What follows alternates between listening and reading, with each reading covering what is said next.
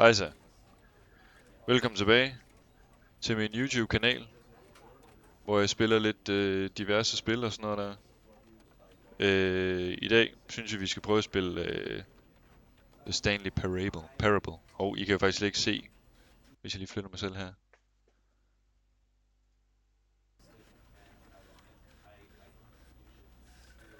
Det kan være, at jeg skal gå herover faktisk.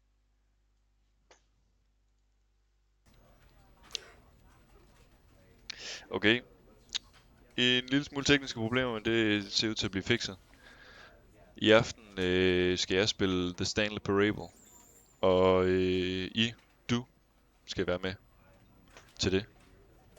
Det er egentlig et spil, som jeg gerne vil spille lang tid. Jeg ved ikke helt, hvad det handler om. Det er sådan lidt noget omvendt psykologi-agtigt, synes jeg det. Husker jeg, det var. Jeg ved ikke. Skal vi... Jeg starter spillet. Så ser vi, hvad det handler om.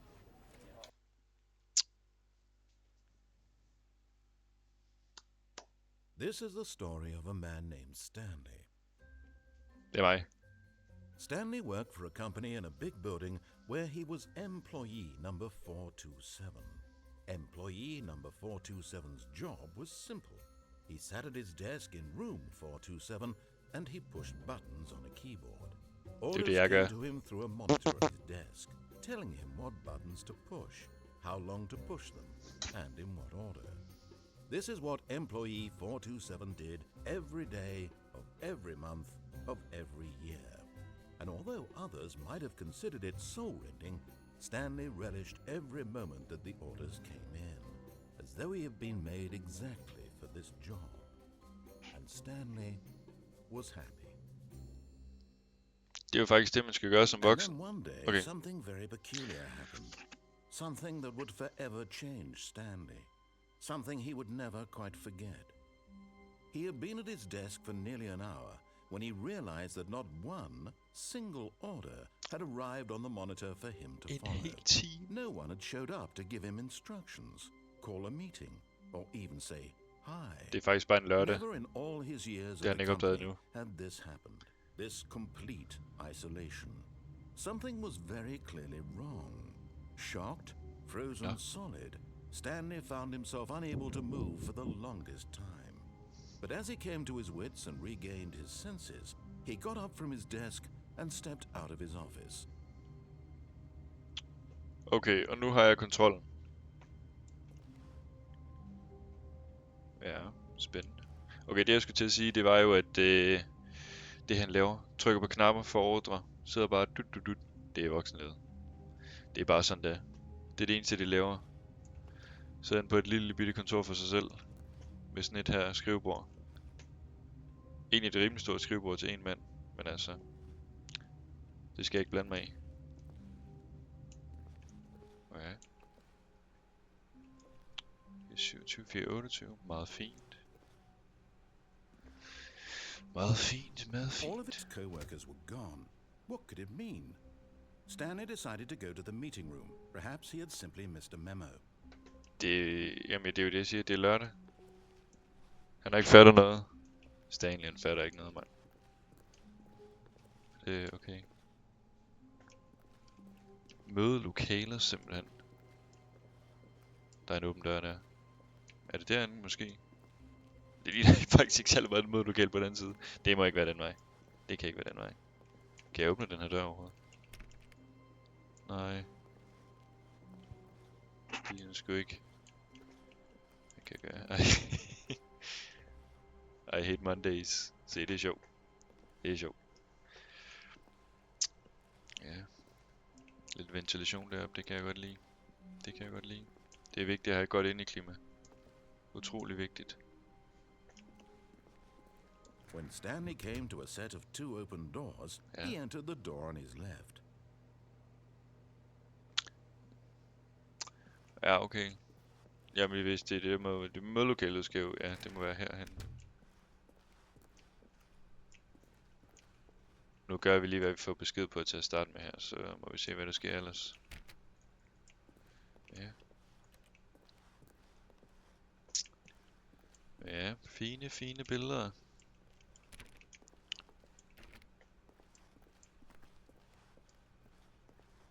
Okay, There was not a single person here either. Feeling a wave of disbelief, Stanley decided to go up to his boss's office, hoping he might find an answer there. Whiteboard manager, okay. Rest in peace, Frans. Shit, mand.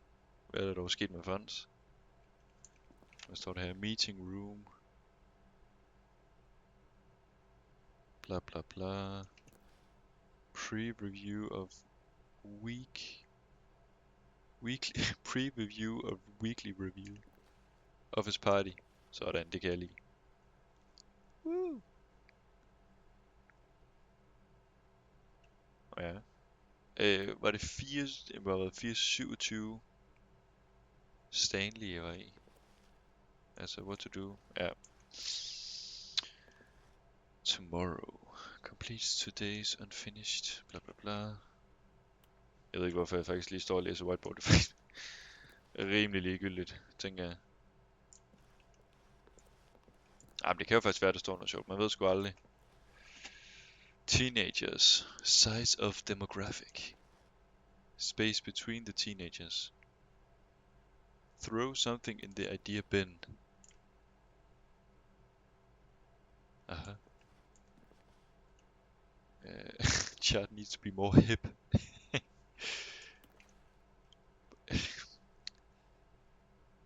We need less reviews. Okay, nu keder jeg mig snart. Let it bowl inside you. Take it out aggressively for other co-workers. Resent co-workers for not supporting you more. Det er fandme et godt tip.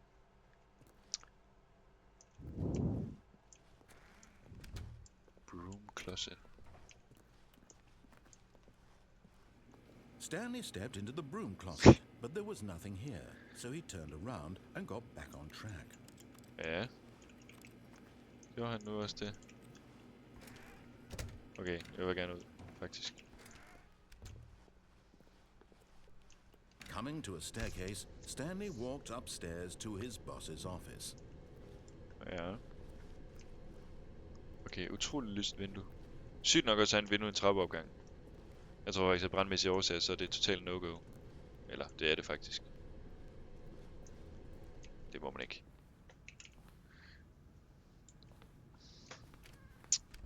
Okay. Hvad er det for et kontor? Executive bathroom. Se, det er sjovt. Så kan jeg gå ud og lave en lort lavet af guld.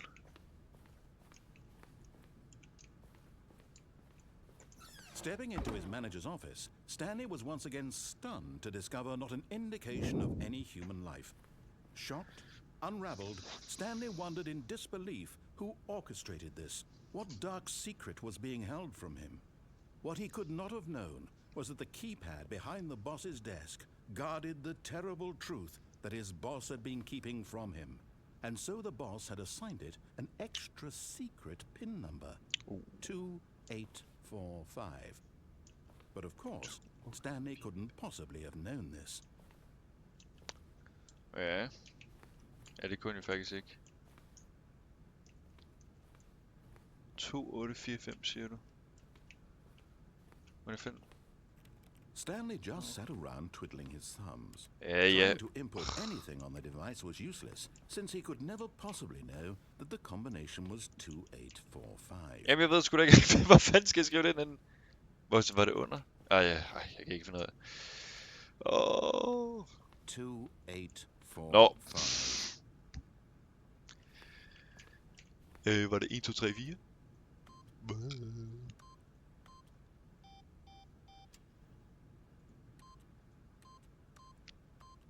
Yet incredibly, by simply pushing random buttons on the keypad, Stanley happened to input the correct code by sheer luck. Noget løfte action. Amazing. He stepped into the newly opened passageway. Ja. Okay. Ja. Okay, hvor man kan falde ned her. Nej, det kan man ikke. Okay, det er sgu lidt nøjere end det her. Ude i baglokalerne. Bagens chefs kontor. Nøjeren. Descending deeper into the building, Stanley realized he felt a bit peculiar. It was a stirring of emotion in his chest, as though he felt more free to think for himself, to question the nature of his job. Why did he feel this now, when for years it had never occurred to him? This question would not go unanswered for long. Hvad var det? Hvad sagde han? Jeg glemte at lytte. Det er ikke så godt. Nogle gange så kan man bare søvne ud efter nogen, der begynder at tale i bare 2 sekunder. Der er nogle enkelte, som, hvor det ikke er tilfældet, men altså... Stanley walked straight ahead through the large door that read Mind Control Facility. Mind Control.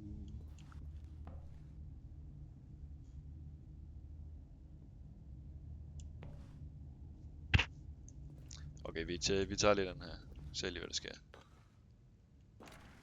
Der er meget mørkt. Meget mørkt.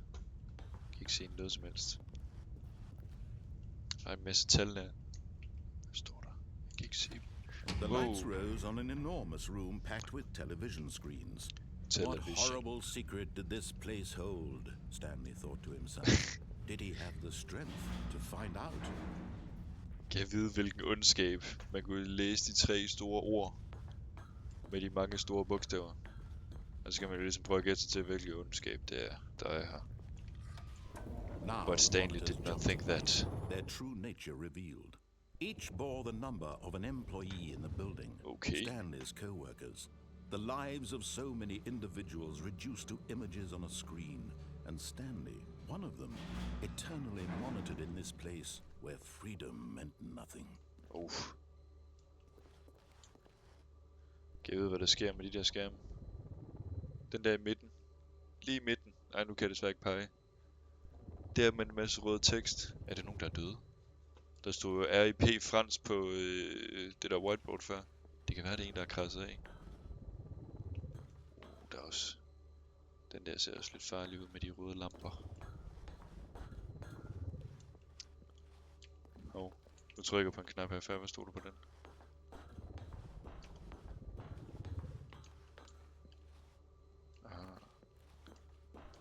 CCTV-kamera. Hvad trykker jeg her? Elevator op. This mind control facility, it was too horrible to believe. It couldn't be true. Had Stanley really been under someone's control all this time? Was this the only reason he was happy with his boring job? That his emotions had been manipulated to accept it blindly? Var det det? Lad os finde ud af det. No. He refused to Nej. believe it. He couldn't accept it. His own life in someone else's control? Det går ikke. Never. Aldrig. It was unthinkable, wasn't it? Was it even possible? Had he truly spent his entire life utterly blind to the world? But here was the proof. The heart of the operation. Controls labeled with emotions. Happy or sad or content. Walking, eating, working. All of it monitored and commanded from this very place. And as the cold reality of his past began to sink in, Stanley decided that this machinery would never again exert its terrible power over another human life. True. For he would dismantle the controls once and for all. Hell yeah. Se, det er fedt. Once and for all. Hvad gør den her knap, man? Ikke noget? Måske skal jeg trykke på den 5 gange.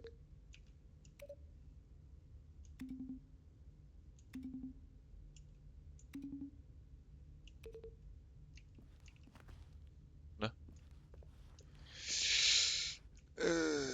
Ja, det er jo rigtig fint, at man har lyst til at smadre det hele og det der, men altså, hvad fanden skal man lige trykke på? Jeg ved sgu da ikke, hvad nogen af de... Okay. Jeg tror, jeg ved, hvad den her knap gør. Hvorfor kan jeg ikke få lov til at trykke på den lige pludselig? Hallo? Jeg skulle gerne trykke på den knap. 10. Den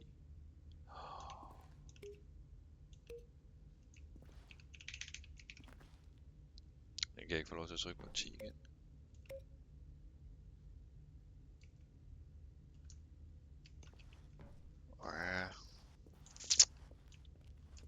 tal. Hister her. Der er nogle tal der, der er nogle tal der.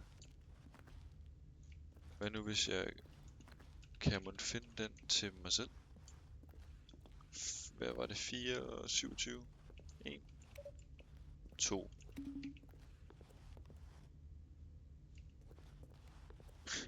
En, 2. Følg ledningen.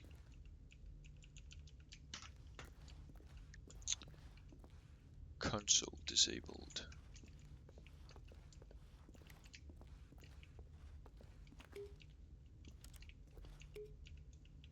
Der står sgu 10 igen. Der står bare tilfældige tal over det hele. Det betyder, at der er sgu ikke nogen af dem, der betyder noget. Det... Der står et G. Google, måske? Og Google. Det er lidt... Jeg vil rigtig gerne trykke på det her, men jeg kan bare ikke få lov til. Jeg trykker på min egen knap, som så skal gøre, at den her knap bliver trykket. Men der sker ligesom ikke noget. Det er pisseirriterende. Trykke. Nå, det må være hen, man skal gå. Ja. Nå. Mind control idle. Awaiting input. And when at last he found the source of the room's power, he knew it was his duty, his obligation, to put an end to this horrible place. Yeah. And to everything it stood for. Sluk! Men, okay, der er en on. Tryk off. Sluk.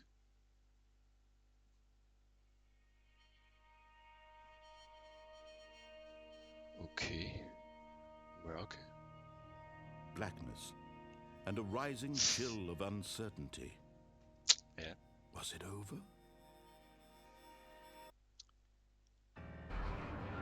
Yes. He had won. He had defeated the machine, unshackled himself from someone else's command. Freedom was mere moments away. And yet, even as the immense door slowly opened, Stanley reflected on how many puzzles still lay unsolved. Where had his co-workers gone? Yeah. How had he been freed from the machine's grasp? Yeah. What other mysteries did this strange building hold?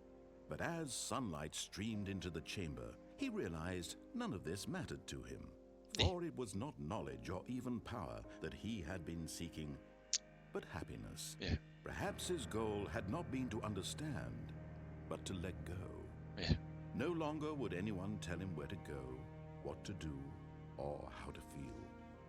Whatever life he lives, it will be his. And that was all he needed to know. It was perhaps the only thing worth knowing. Stanley stepped through the open door. Jeg kan da bevæge mig. Jeg ved, om jeg kan hoppe ud af. Ej, det kan jeg sgu ikke. Nej, hvor fint. Nogle lille fine... Jeg ved ikke, hvad man kalder det derfor. Stanley felt the cool breeze upon his skin, the feeling of liberation, the immense possibility of the new path before him. This was exactly the way, right now, that things were meant to happen. And Stanley was happy. Happy. Godt for ham. Godt for ham. Det var det. så er jeg klar det spil. Bum. Nu er jeg tilbage. Men den var nu meget fin. Den, hvor han er glad til sidst. Men hvad fanden er der sket med alle hans kollegaer? Hvad? Det er jo så det næste spørgsmål. Ja. Der sker sgu ikke noget der. All of his co-workers were gone. Ja, What could det er jo it lige mean? det. Stanley decided to go to the meeting Kan det room. dog mean? Perhaps he had simply missed a memo. Hvad betyder det hele?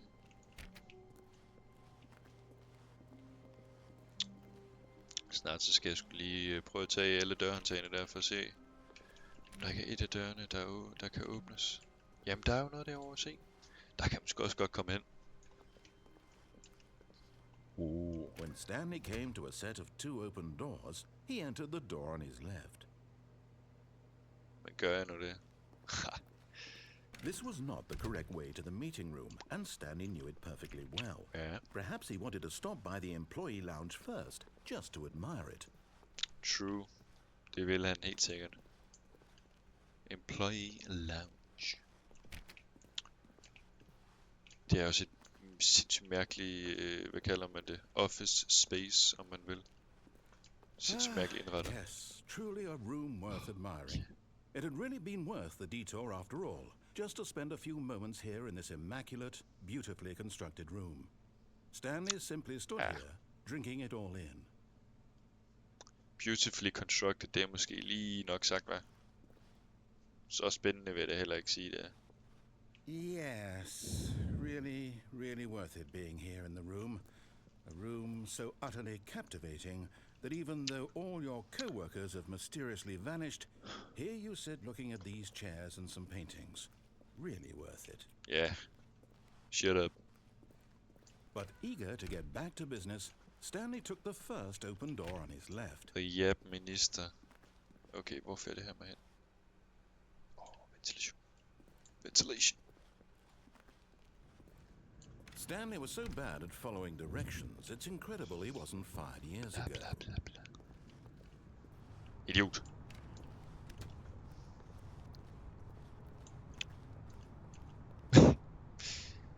Okay, en ting jeg kan huske fra da jeg spillede det for altså 8-9 mange år siden, det er at man kan falde ned her og dø.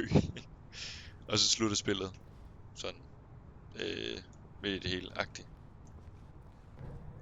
Det kan være det, der skal ske nu I think måske. perhaps we've gotten off on the wrong foot here. I'm not your enemy, really, I'm not. I realize that investing in your trust in someone else can be difficult, but the fact is that the story has been about nothing but you all this time.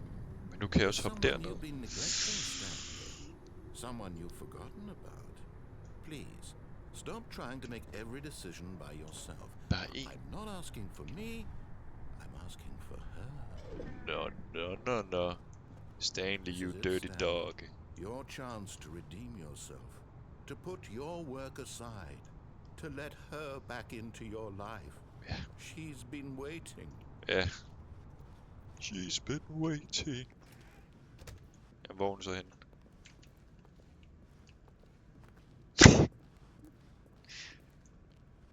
Hun er derinde i de mørke rum, hvor man ikke kan se noget som helst.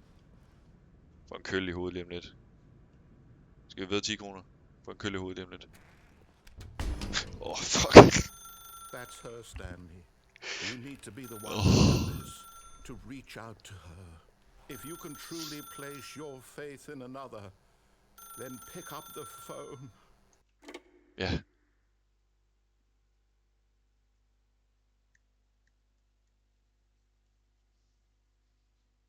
Oh, Stanley, is that you? Hold on, sweetie. Sorry to keep you waiting. I'm just pulling the bread out of the oven. All right. Okay, there we go. All right, now, I want you to come in and tell me all about your day.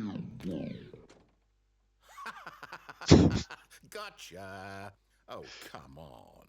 Did you actually think you had a loving wife who'd want to commit their life to you? I'm trying to make a point here, Stanley.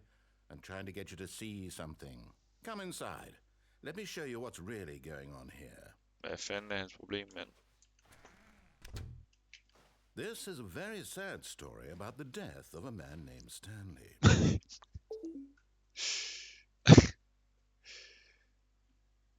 Lad os sige tryk på en anden. Jeg trykker på L. Tryk på M. N. B. B. Hvad trykker jeg på? Trykker på I.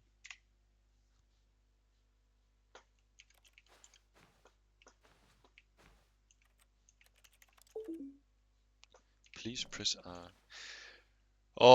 Han prøver at få mig til det her. Han prøver at få mig til at trykke på alle knapperne, ligesom der var i introen. Jeg ved, hvad han laver. Han kan fandme ikke snyde mig. Nu skal jeg sikkert trykke på noget andet igen. Luk mig ud! Jeg gider ikke være en længere. Og sådan en klam mannequin-dukke. Mannequin? Er det mannequin eller mannequin? Mannequin, ken. Det er de kan ikke.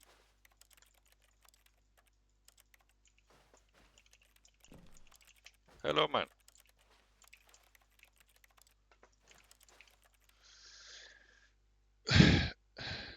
What is going on?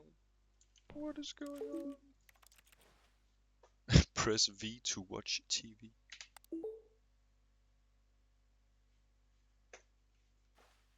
Okay.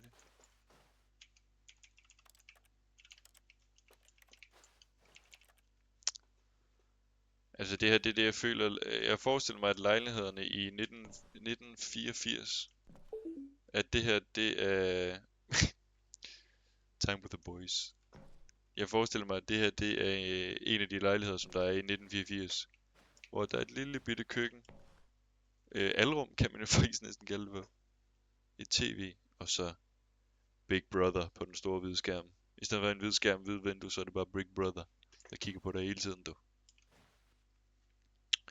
For det med, at der ikke har set Big Brother, den vil så flyve lige over hovedet på jer, men altså anyways.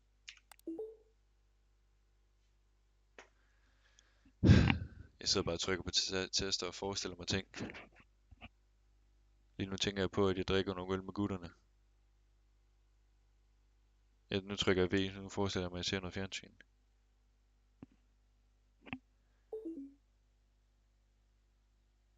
Og nu forestiller jeg mig, at jeg tilbereder min aftensmad.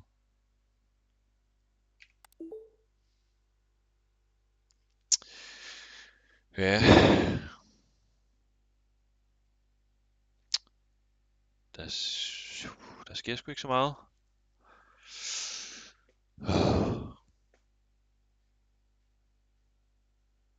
Et computerspil er også, hvad man gør det til. Og skulle lave aftensmad, det kan jo være en hvilken som helst aktivitet inde i selve spillet. Og det kan også godt være bare at trykke på en knap. Ja.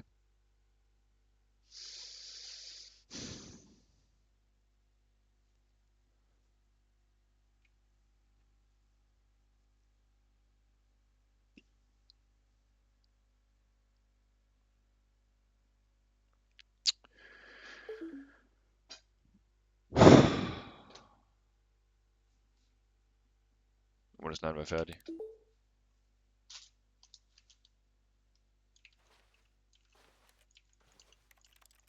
My wife. My wife. King in the castle, king in the castle. Go to sleep.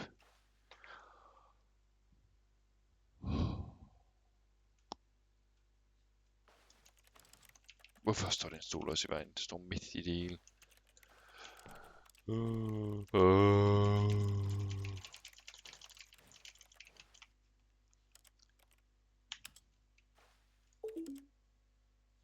To beat.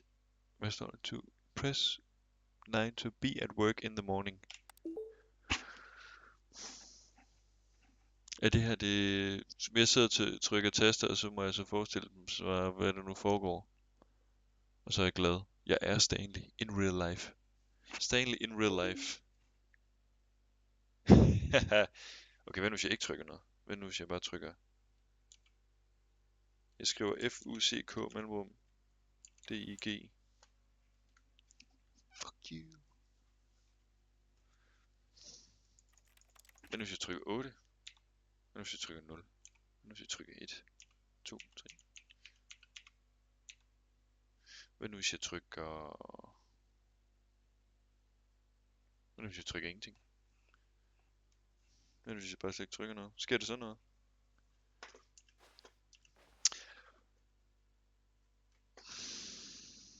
Okay, nu løber jeg så tør for tålmodighed.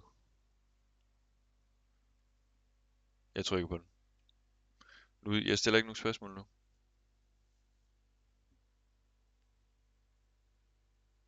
Ingen spørgsmål. Ingen spørgsmål. Nå, mens jeg venter på den, så skal jeg lige hente et kop vand, fordi stay hydrated is important.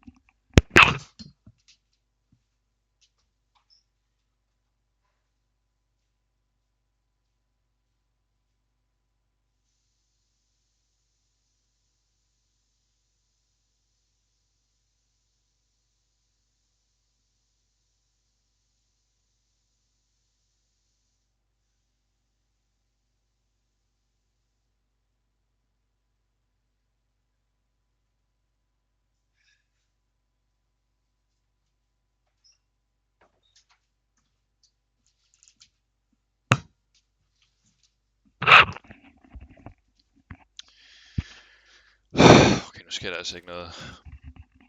Det her, det må være en af slutningerne, tænker jeg, helt sikkert. Nu ser jeg lige på achievements, om der er nogen for den her slutning.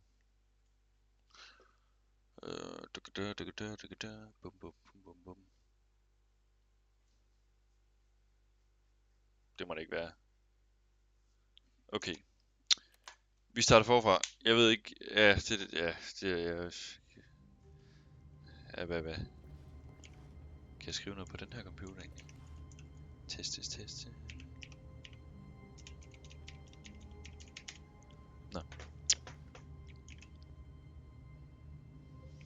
Ja. All of his co-workers were gone. What could it mean? Stanley decided to go to the meeting room. Oh. Perhaps he had simply missed a memo. Den lukkede lige hovedet på mig. Det var faktisk mig selv, der gjorde det.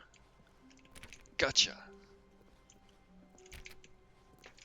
When Stanley came to a set of 2 open doors, he entered the door on his left. Men gjorde jeg virkelig det? This was not the correct way to the meeting room, Jeg skal and ned. Stanley knew it perfectly well. Perhaps he wanted to stop by the employee lounge first, just to admire it. Kan jeg snakke nu? Wow. Yes, this room. But eager to get back to business, Stanley took the first open door on his left. Nej. Det gjorde han ikke.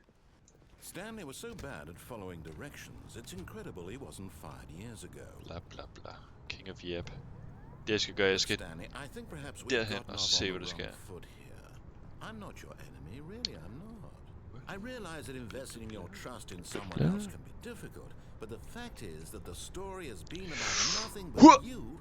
Or really? Really? In the middle of something, do you have zero consideration for others? Are you that convinced that I want something bad to happen to you? Why, I don't know how to convince you of this, but I really do want to help you, to show you something beautiful. Look, let me prove it. Let me prove that I'm on your side. Give me a chance. Danger everywhere. Okay, giv ham en chance.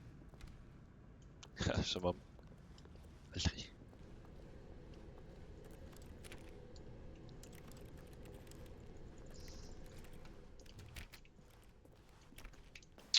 Now listen carefully, this is important. Stanley walked through the red door. Nu skal I lytte øre. Den røde dør. Baby det. Kan jeg gå igennem den her dør? Det kan jeg ikke. Hvad var det nu, han sagde, var den røde? Ja, ved du hvad? Lad os prøve. Oh, thank Yes, God bro. you are willing to listen to me. Blah, You blah, see blah. that I really have wanted you to be happy all this time. The problem is all these choices. The two of us always trying to get somewhere that isn't clear. That's Running goodbye. and running and running, just the way you're doing right now. Don't you see that it's killing us, Stanley? I wanted to stop. We would both be so much happier if we just stopped. And I think I have a solution. Here, let me show you. Hvorfor skal jeg blive forskrækket? Hvor er det åndssvagt. Endnu et fuldstændig komplet mørkt rum. Okay, nøjere. Okay. Altså... Hvad sker der? Er jeg gået fra forstanden? Hvordan fanden er jeg havnet herinde? Det er vildt. God damn. Okay, hvad fint skal vi tage? Vi tager den her. Vi tager... Nu er der helt mørkt. Nøjeren. What do we want? What are we looking for? Ja, det ved jeg ikke. Kan jeg bevæge mig? Kan jeg gøre noget? Det kan jeg sgu. Hvad er der herhenne? Okay, Here. Yes. Oh, it's beautiful, isn't it? If we just stay right here, right in this moment with this place, Stanley, I think I feel happy. Nå. I actually feel happy. Så fortælleren er glad. Men ikke kan det nu passe? Han lyver. Han prøver bare at sige et eller andet. Han driller mig. Men på den anden side, der den første omgang, der var det jo, der ville han, der skete der jo noget godt. Sidste gang, det var sådan lidt, det var knap så godt. Nej, hvor er det flot. No, wait. Where are you going? Wait. Nej, vent. Vi ses. Oh no. Stay away from those stairs. If you hurt yourself, if you die, the game will reset. We'll lose all of this. Det er der sket på 2 minutter. Come on, man. Please, no, Stanley, let me stay here. Don't take this from me. Ej, okay. Nu får jeg da næsten dårlig samvittighed. Okay, skal jeg begå selvmord? What the hell? Ah. Det er alligevel lige godt grædt nok, hva'? Ej, det tror jeg alligevel ikke, jeg gør. Men nu siger han ikke noget. Skal han ikke til at sige noget? Skal han ikke til at sige noget? Sig noget, sig noget, sig noget. Sig noget, sig noget. Han siger noget. Ja. Ej, nu er han glad igen. Yuppie!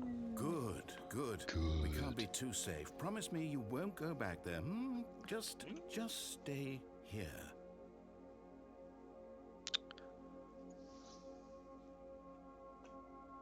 Ja. Ja. Okay.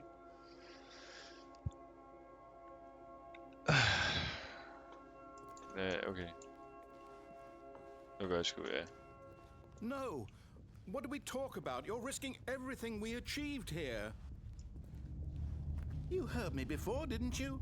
You will die. What about this isn't getting through to you? Okay. Nu går jeg ind igen. Hvad siger han så? You are going to stay here, aren't you? Okay, nu går jeg frem og tilbage så meget, indtil han går for forstanden. Det må være det, der skal ske. Det er det, der skal ske. Skal mig? Nå, nu gider han ikke engang sige noget. Nu gider han slet ikke sige noget. Nå.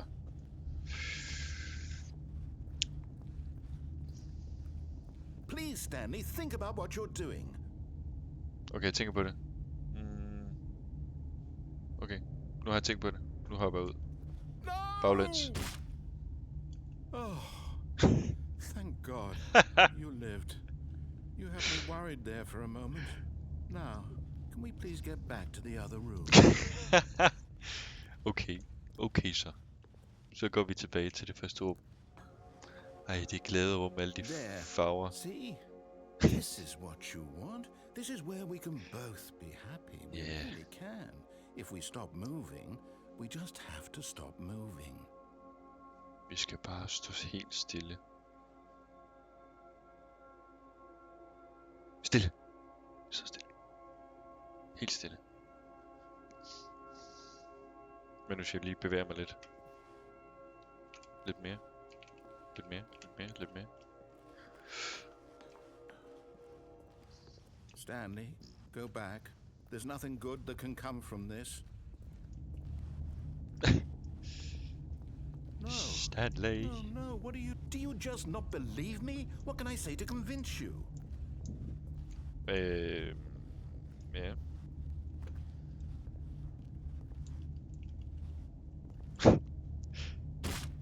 Stanley, let's go back to the other room. Oh God, is this really how much you dislike my game? Ej, You'll throw yourself from this platform over and over to be rid of it?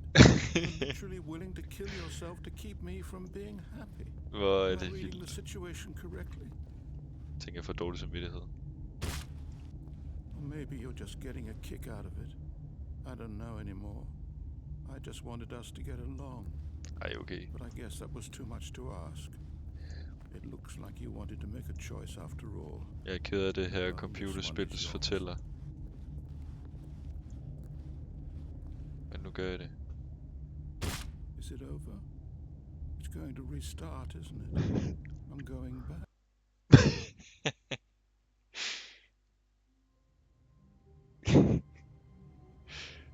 Hvor er det et mærkeligt spil, det her. Men hvor er det fedt. Hvor er det sindssygt fedt. A soft wind blew outside and perhaps rain started, and if it did, it stopped shortly after. Nå. Stanley hoped that he would one day see weather. Ja. Håber han en dag vil se vejret. Sygt nok. Han bor bare her-agtigt. Sygt nok.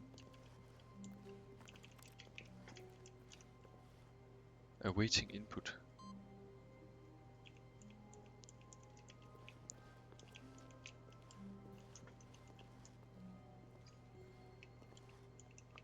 Okay.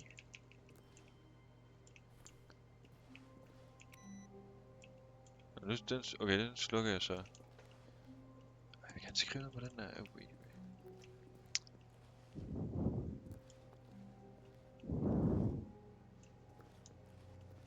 Shit, den her. Sluk. Men hvis jeg skriver nogle bogstaver, eller tal, tal hedder det, hvis jeg nu skriver nogle tal, bogstaver, der sker måske ikke noget. Nej.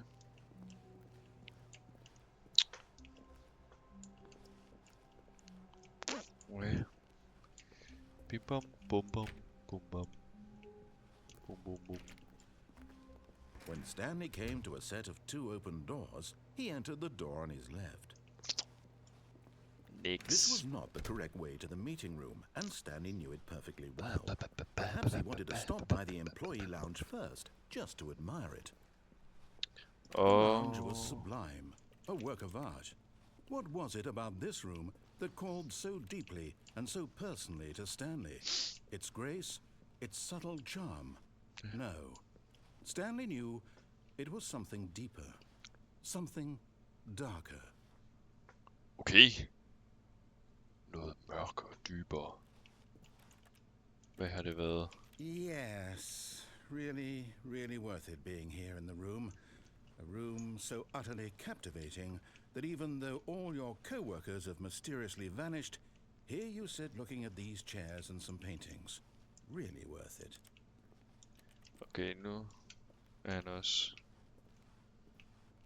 åndssvag. At this point, Stanley's obsession with this room bordered on creepy and reflected poorly on his overall personality. Hold da It's op. possible that this is why everyone left. Slap af. But at last, he'd had enough of the amazing room and took the first open door on his left to get back to business. Niks. Stanley was so bad at following directions, it's incredible he wasn't fired years ago. Look, Stanley, I think perhaps we've gotten off Det jeg gør the nu, wrong foot here. da han sagde, at jeg skulle tage en rød der, så tager jeg nu en blå der, så ser vi, hvad der I sker. realize that investing your trust in someone else can be difficult, but the fact is that the story has been about nothing but you all this time. Bla bla There's bla. someone you've been neglecting, Stanley. Nej. Someone you forgot. What? What? Really? I was in the middle of something. Do you have zero consideration for others? Are you that convinced that I want something bad to happen to you? Why, I don't know how to convince you of this, but I really do want to help you, to show you something beautiful. Look, let me prove it. Let me prove that I'm on your side. Give me a chance. Now listen carefully, this is important. Ja. Stanley walked through the red door. Okay. Det her er jeg nødt til. Han siger, før der gik vi gik igennem den røde der. Nu prøver jeg noget andet. Går jeg igennem den blå der og ser, hvad der sker. Hvis det sker akkurat det samme. Aha, perhaps you misunderstood. Stanley walked through the red door. Det er den røde, så jeg. Jeg er desværre farveblind. Det må være den til højre. Eller hvad? Ej, hvis den lukker sikkert lige bag mig. I still don't think we're communicating properly. Stanley walked through the red door. Red door. Hvor er det sjovt. Hvis man skulle være i tvivl. Hold da kæft. All right, fine. Go ahead, Stanley. You want to know so badly what's out there? You want to find out what lies at the end of this road you've chosen? Well, don't let me stop you. Ej, okay, hvorfor skal det hele være rødt eller You lidt see? nøjere? There's nothing here. I haven't even finished building this section of the map because you were never supposed to be here in the first place. Broken rooms, exposed developer textures. Is this what you had wanted? Was it worth ruining the entire story I had written out specifically for you? Do you not think I put a lot of time into that? Because I did. And in the end, it was all for nothing. Because this is what you wanted to see. Help me here, Stanley. Help elucidate these strange and unknowable desires of yours. What would have made this game better?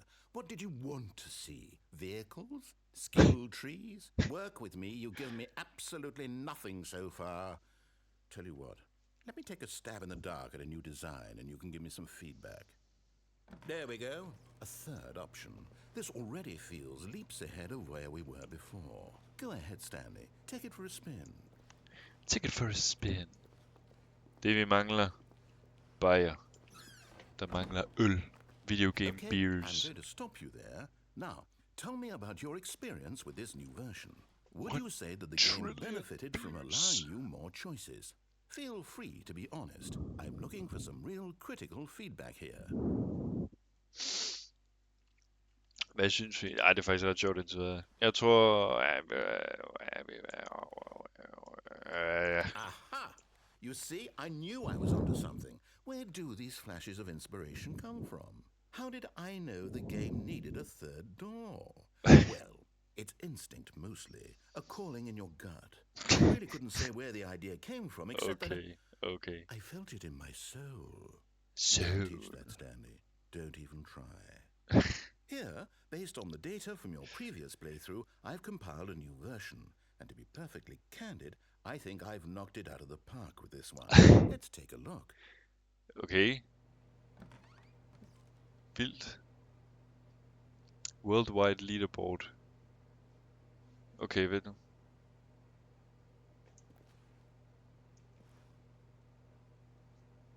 Aha. Did you know?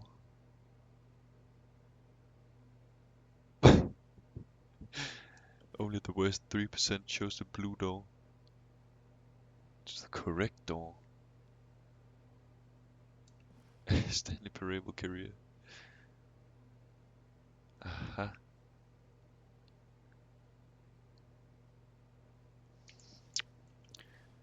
$4,348. Stanley. Is online. A dead rat. Is objectively ranked. Okay, vildt. Men var det virkelig det? Det var det hans tilføjelse, man synes var så godt. Would you say that competitive leaderboard Ja. helped you feel motivated to keep walking through doors? Ja, Honest answers, please. det kan jeg desværre ikke sige. Jeg synes sgu leaderboard online competitive hvad hedder det, konkurrence online der, hvor man kan vise mod hinanden, det kan jeg sgu ikke lide. Den får en etter. Hey, I nearly forgot. I've got a prototype of a new game I've been working on, and Yeah. now would be a lovely opportunity to give it some playtesting. Ja, You wouldn't mind taking a look at it, would you? Perfect. Let me boot it up. fedt. In this game, the baby crawls left towards danger. You click the button to move him back to the right. Okay. And if he reaches the fire, you fail. It's a very meaningful game. All about the desperation and tedium of endlessly confronting the demands of family life. Ej, I think the art world will really take notice. But of course, the message of the game only becomes clear once you've been playing it for about 4 hours. So why don't you give it 4 hours of play to make sure it's effective? Be sure to keep notes on your experience. ej, nu står hallo. Det var nogle forfærdelige lyde. Ej. Fuck det der. Det gider jeg simpelthen ikke. Så må den der baby skulle lade livet. You heartless bastard. Ja. Did you do it because you hate babies or purely to spite me? Ja! Because if it's the latter, Fuck I babyer, don't jeg hader do babyer, what de er you mega think you have ulækre. ideas. I can't bryder think sig of a alt single thing that might improve the experience for me. I'm not even going to try. Ah. I'm out, I'm done. I'm It's out. over. Thank you for playing. Your input was extremely valuable. Så har han bare lige Okay, slukket. since my game was so awful, why don't we play someone else's game? Just to ease the pain. Let's see. What Damn. do we have Han here? er fandme ondt i røven. Yes. This seems like it'll work. Let's give it a shot. Aha. Well, Stanley, is this any better? At last, the one thing you've always desired. A game I had absolutely nothing to do with. But is it enough?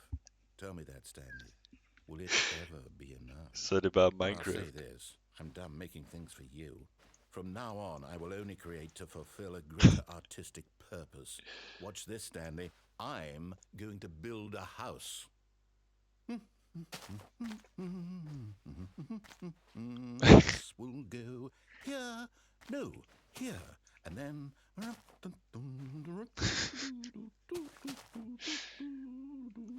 Let's see, what does it need?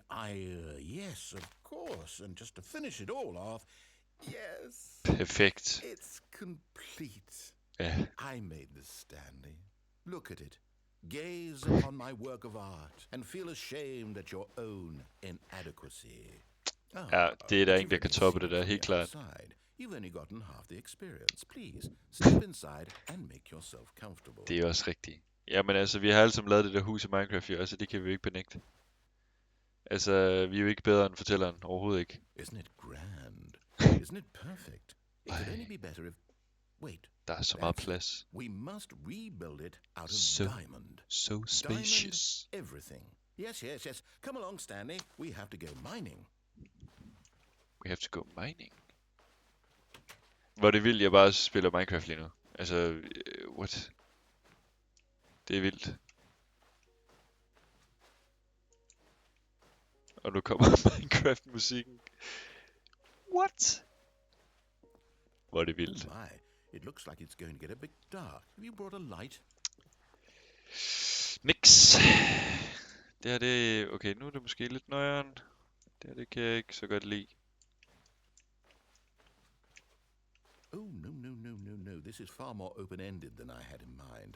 I'm looking for something more narrow and linear. Something that makes you feel utterly irrelevant. This won't do at all. 1 out of 5. Even the diamonds couldn't save this one. Okay, new game. New game. Hallo? Jeg var lige ved... Jeg sad lige og spillede noget Minecraft. Okay. Nu spiller vi bare Portal 2, 1. Yes! I don't even know what this game is, but I love it. You, trapped in a glass box with no way out, listening to me talk. Oh, it's inspired. I couldn't have done it any better myself. What is this game even supposed to be? I can't figure it out. Okay, now I'm curious. Okay. Let's go find out what the hell this is.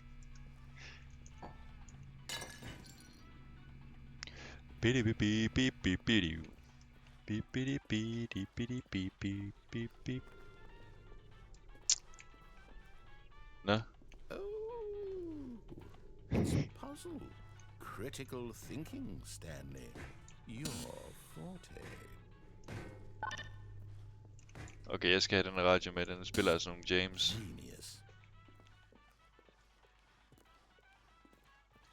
No, actually, you know what? I think that's plenty. I really don't care much to see you stumble through any more of these games. And I highly doubt you're any wiser for the experience. Which is why, rather than continue to waste my time, I'm just going to leave you here. You No. can pretend you've beaten the game if it makes it any richer for you, but as for me, I've had enough. Nå, So, why don't you get cozy in this room, and if you have any grand revolutionary ideas for the perfect video game, you can just sit there and let it ball up inside you for all eternity. I don't need your advice. I don't need your ratings. And I certainly don't need the validation of a man whose job is to push buttons. I think I'll just go about my business, making meaningful cultural contributions to the world. gør du And det? perhaps every now and then, I'll think back to a man named Stanley who was objectively wrong in every decision he ever made. The thought won't last long. Goodbye, Stanley. Goodbye. Good luck with your work, and I sincerely hope that everyone lives happily ever after. Indtil jeg hopper ned i det her sorte hul. Okay. Der er meget støvet. Er det bare prutluft? Det er bare gas. Prutgas. Work in progress. Okay, det er ret sjovt det her faktisk. Det er vildt. Kan jeg... Jeg kan sikkert godt hoppe ned her. Skal jeg det? Det ved jeg ikke, om jeg skal. Jeg skal den her vej. Det kan jeg mærke. Okay, der sker ikke noget her. Skal jeg noget hernede? Der sker sgu ikke noget. Okay. Okay, det her det er lidt scary, faktisk. Kan jeg godt mærke. Lidt nøjeren. Bryder mig ikke super meget om det her. Okay, okay, altså spiller et... spiller jeg gyserspil lige pludselig. Bliver det lidt varmt? Jeg synes jeg får det lidt varmt. Det er sgu lidt nøjeren.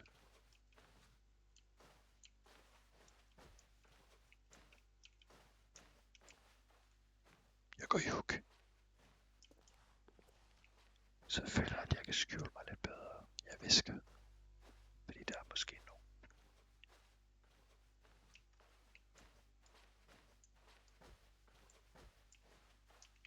Jeg føler, jeg får en kæmpe jumpscare lige om lidt. Elevator, hallo elevator. Altså, hvorfor er det sådan lidt uhyggeligt? Det kan jeg altså ikke lide. Jeg får det lidt varmt.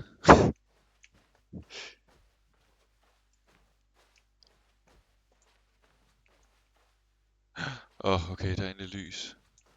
Okay, det er lidt... Hvad sker der herhen? Kan jeg komme herhen? Kan jeg sgu ikke. Okay, det er faktisk rimelig nøgen, at der er også bare et tændt lys. Hvorfor skal der lige være det? Hov. Det er jo mit nummer. 427. Hvad sker der herhen? Vent. Laver jeg mind control på ham lige nu? Ham, som jeg egentlig faktisk er. Mind control. Kan jeg sætte mig? Kan jeg gøre noget? Gør noget? Jeg synes, jeg trykker på det hele. Skal noget derinde? Kan jeg komme ind her? I wonder what he found. Yeah. If what he wanted was to be the leading man in his own story, well, perhaps he's gotten it. Down in wherever he is right now. I wonder if he's happy with his choice. And if he's learned the heavy cost that comes with it.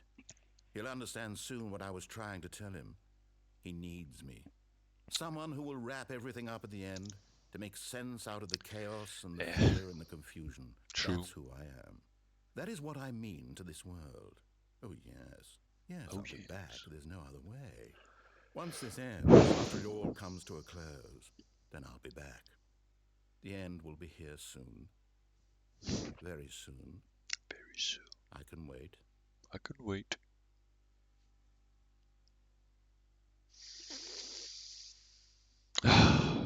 Nå, jeg troede, han skulle til at være dramatisk og bare give mig en sort skærm. Men nu sker der rent faktisk noget. Tilbage til starten.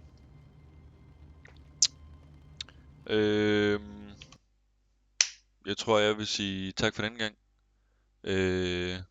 Det kan være, at jeg fortsætter med det her en anden gang. Men nu synes jeg, nu har vi ligesom lige prøvet nok. Rimelig sjovt, faktisk. Ikke lige det, jeg har regnet med. Noget mere meta, end jeg lige har regnet med, må jeg være ærlig at sige. En positiv overraskelse, helt sikkert. Skulle lidt grineren. Men den fortæller det, jeg var. Ja. Tak for den gang. Hej hej. Yeah.